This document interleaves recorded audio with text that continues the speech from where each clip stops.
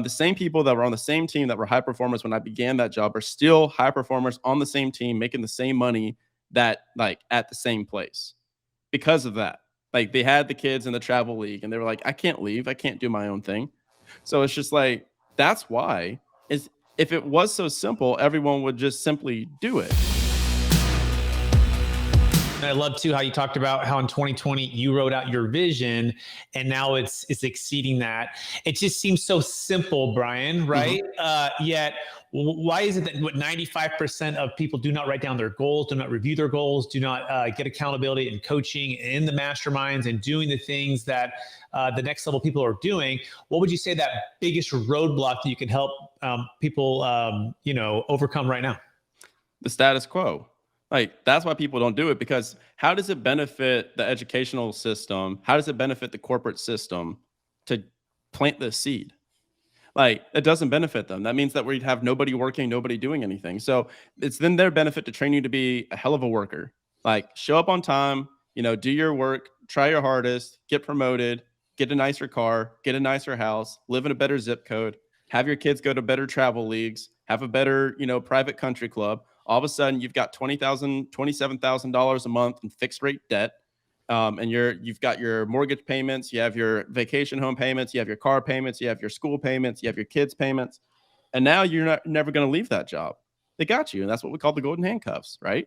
I can name every single person that was on my team when I started that corporate job back in, 2016, I started that job.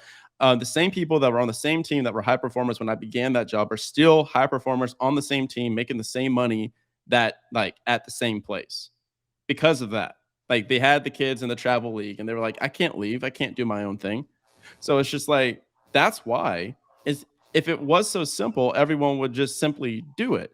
But it's just like you talk about with like the tax deferral strategy. This has always been there. The answer is just clarity and actually asking these questions. And it's absolutely bananas that we don't ask the question when you think about life.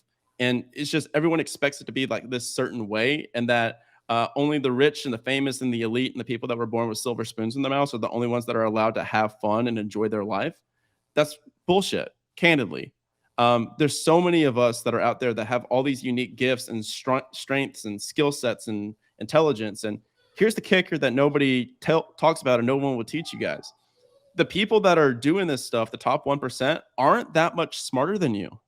They may not be smarter than you. I think that most of the people I've interviewed on my show, and I interview between 5 to 500 million normally as a normal guest on my show, and a couple billionaires. And they would say themselves that they aren't overly smart. There's maybe sub 1% that actually got there because of their intelligence. Most of them just were around the right people, had mentors, and just were dumb enough to believe in themselves and take a little bit of risk to make something magical happen. Because here's the thing. At the end of the day, we talk about risk reward, right? We are literally recording this podcast on a spinning rock floating through an infinite universe, and we're all going to die one day.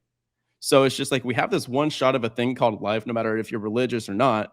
And it's like, you got one shot. That's it. So why are you stressed out and pissed off thinking about all the problems that you have today that you're not even going to remember 5 years from now, let alone 50 years from now?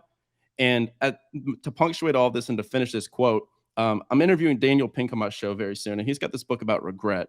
And most of the regrets of the dying are from omission as opposed to things that they did.